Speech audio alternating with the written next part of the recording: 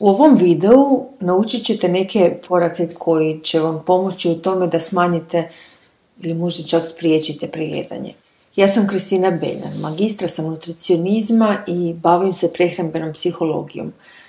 Najviše radim s ljudima koji se bore s prejedanjem i pomažem im u tome da razviju zdraviji odnos prema hrani.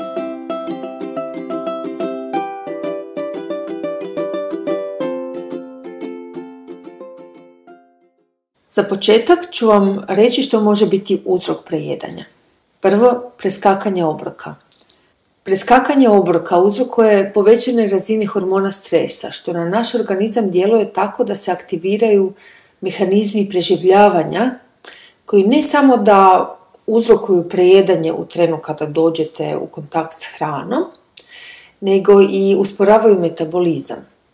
Nakon preskakanja obroka ćete primijetiti da možete pojesti veću količinu hrane u vrlo kratkom vremenu. Kalorijska restrikcija ili smanjen kalorijski unos, baš kao i preskakanje obroka, uzrokuje povećanje razine hormona stresa, što može uzrokovati povećanje apetita. Smanjenje kalorijskog unosa dovodi do ciklusa izbjegavanja hrane i prejedanja, što dugoročno dovodi do povećanja tjelesne mase. Dakle, efekt je suprotan od očekivanog. Znači, umjesto da se tjelesna masa smanji, ona se dugoročno poveća. Izbjegavanje hrane. Izbjegavanjem nekih skupina namirnica izbjegavate i nutrijente koje ta hrana sadrži. Naprimjer, ako izbjegavate žitarice, ne izbjegavate samo ugljikohidrate, nego i esencijalne vitamine i mineralne tvari koji se u njima nalaze. Ugljikohidrati su osnovni izvor energije, a kada ih nemamo dovoljno u prehrani, u tijelu se aktiviraju opet mehanizmi preživljavanja. A što se događa u stanju preživljavanja?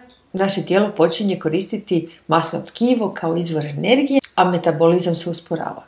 Što se još događa u stanju preživljavanja? Razina hormona stresa se poveća, počinjemo žuditi za hranom i možete li pretpostaviti što će se iduće dogoditi?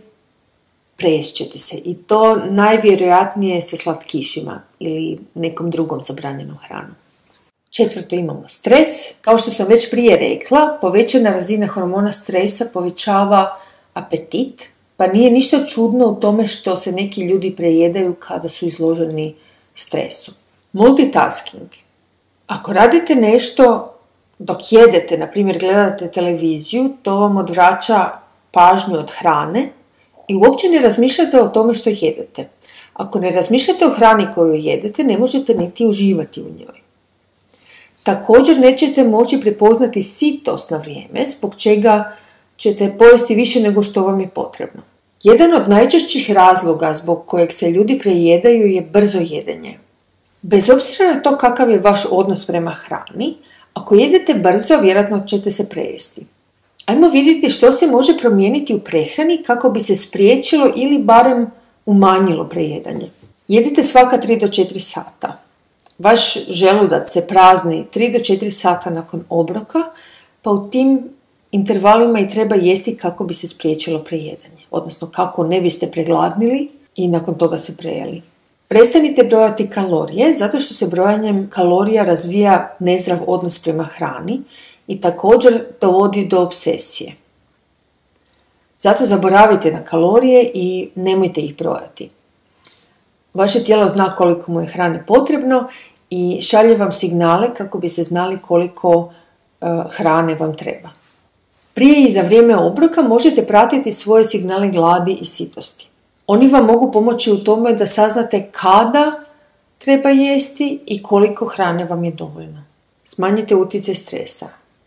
Naučite tehnike koje vam pomažu da promijenite svoju reakciju na stres.